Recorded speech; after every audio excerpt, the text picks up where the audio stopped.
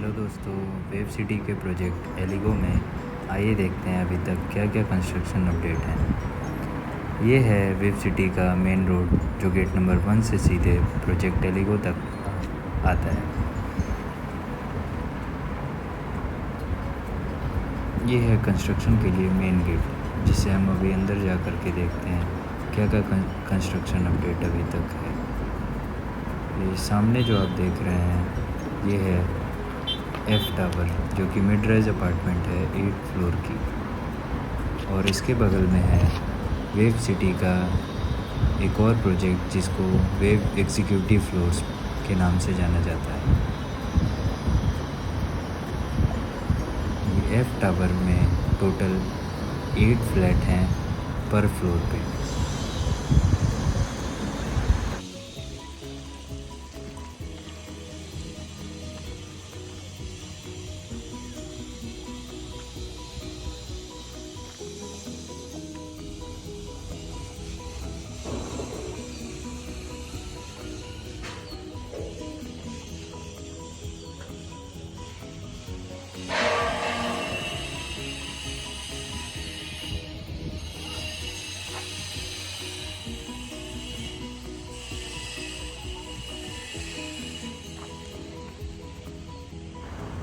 Project में construction अभी full swing पे है, और ये जो सामने देख रहे हैं एच टावर है। प्रोजेक्ट में टोटल 3 टावर हैं, एफ, जी एंड एच। अभी तक जो कंस्ट्रक्शन के लिए नाम दिया गया है F tower, G tower and H.